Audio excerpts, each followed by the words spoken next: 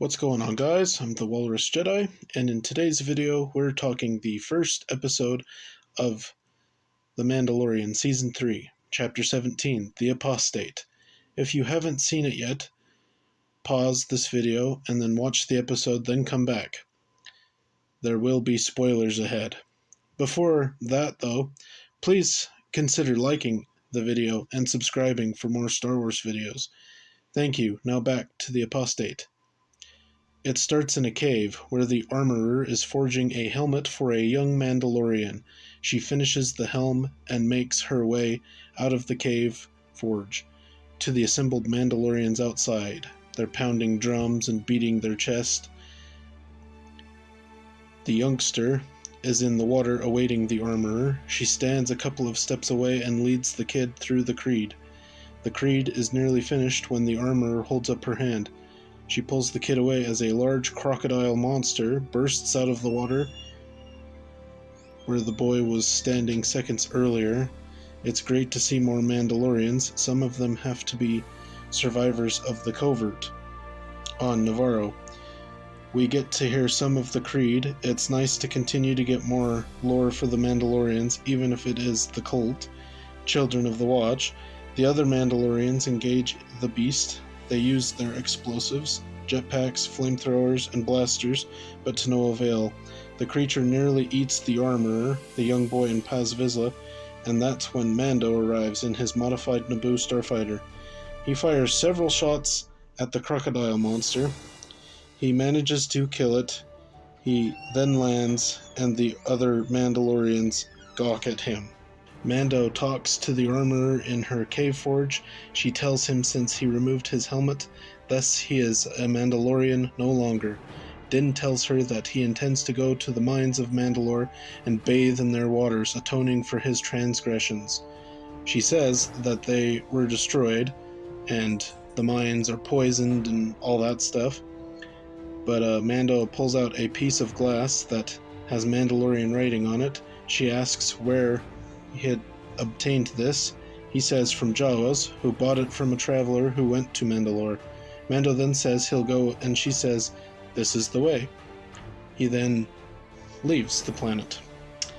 The whole not removing your helmet thing can be cool. Mando has an out. He doesn't need to atone.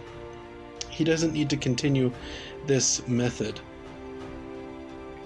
He's seen other Mandalorians who take their helmets off all the time, so I don't really see, but I guess this is what he knows. It is great that we get to go to Mandalore and potentially see a mythosaur, I hope. If this comes to pass, it will be worth Mando, having to bathe and all that stuff. But this is a good opportunity for him to just not worry about it and just keep taking his helmet on and off. I don't see, but oh well. Mando and Grogu are in hyperspace. Mando is taking a nap, but Grogu is looking out at the space. He sees creatures also traveling in hyperspace. We know these creatures as Purrgil from Rebels. At least I think they're Purrgil, but I guess it could be something else. But what else? What other creature in Star Wars can travel via hyperspace? It's gotta be Purrgil. Grogu then snuggles up to Mando and goes to sleep. They land on Navarro. He is asked what his business is, and he says that he is here to visit an old friend. Mando and Grogu walk down the street. We see that Navarro has continued to prosper. It just looks way different than last time. They end up at the center, where a statue of IG-11 is, and they look upon it, and that's when Greef Karga, who is now the High Magistrate of Navarro, greets Mando. They head to his office. He offers Mando a piece of land, and Grogu uses the Force to spin his chair around and take pieces of candy. One of Karga's droid's aides comes in saying there is someone to see him. He blows the droid off. The droid blurts out that there are pirates. Karga and Mando go to the pirates, who are trying to get into the school for a drink. Karga asks the leader to come to his office and have a drink. The pirate, a Nikto, refuses. He and Karga draw, and Karga shoots the Nikto's hand. The other pirates attempt to draw, but Mando is quicker and shoots them all. The Nikto runs away. Greef just keeps getting an upgrade in his attire in this show. He has 2 droids to keep his cape from touching the ground, which it's a little funny. Every time we see Navarro, it changes. It just keeps growing and prospering, so it's never boring when we go back to Navarro, so that's good. That has a 1-up over Tatooine. Mando and Greef go back to the statue of IG-11. Mando asks for IG-11 to help him on Mandalore. Karga relents, and Mando connects IG-11 to some power. The droid defaults to bounty hunting mode and attempts to attack Grogu. The droid is then stopped when a bust of Karga is dropped on the droid. Karga takes Mando to some droid smiths.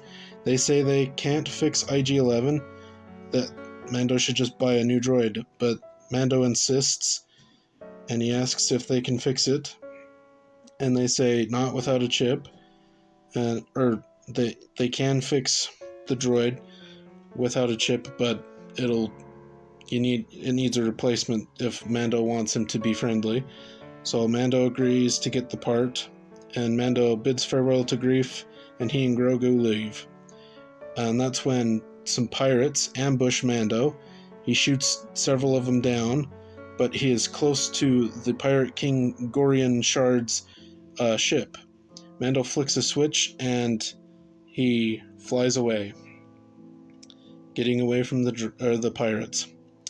The droid smiths are a species that Babu Frick is, in the Rise of Skywalker. One of them might even be Babu Frick, but it's hard to tell. They all kind of look the same. I don't know.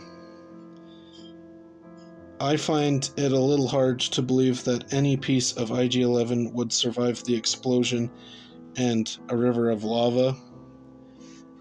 So, yeah. And if you look, quite a bit of him is intact.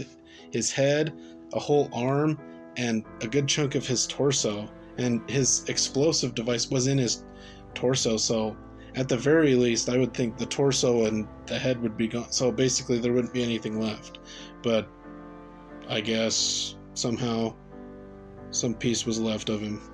Mando goes to Kalamala, another planet in the Mandalore system. He lands on a platform of a Mandalorian castle. He and Grogu go up the stairs and walk to the end of a corridor. At the end of said corridor is a throne, and upon it sits Bo-Katan. Mando greets Bo, and he says he's here to join her quest. She says there is no longer any quest. The Mandalorians had, upon learning Bo-Katan did not obtain the Darksaber, so they're basically doing whatever they want. They're doing their own thing. She also asks if Din still has the Darksaber, and he says he does. She then tells him to lead them, but, she doesn't really mean that. She's just pouting. Mando then tells her that he intends to go to the mines on Mandalore and atone for taking his helmet off. She says there is nothing left. Din is insistent, and she says that the mines are under the city center of the capital city of Sundari. Din then leaves. Bo-Katan says to herself, "Goodbye, Din Djarin," and that is where the episode ends. A Mandalorian castle was great to see. I think it's cool. It is my belief that Bo-Katan does not deserve to be Mandalore, or the leader of the Mandalorians. She is essentially pouting in this episode. I just don't believe, and I don't think she's even worthy either, so I hope Din leads and becomes Mandalore. That's where I'm putting my vote. I can't wait to see Mandalore next episode. I thought it was a good start to this season. It had some really good action and a space dogfight, which we don't see too often in Star Wars. The Pirate King is a new alien we have never seen before. He's some green thing with like leaves for beard and hair. Kind of interesting. Overall, I would rate the Apostate a 7.5 out of 10.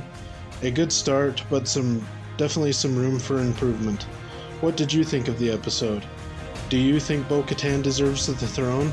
And if she doesn't, who? I'm curious. Tell me in the comments down below. And please like and subscribe for more Mando videos. And until the next video, thanks for watching.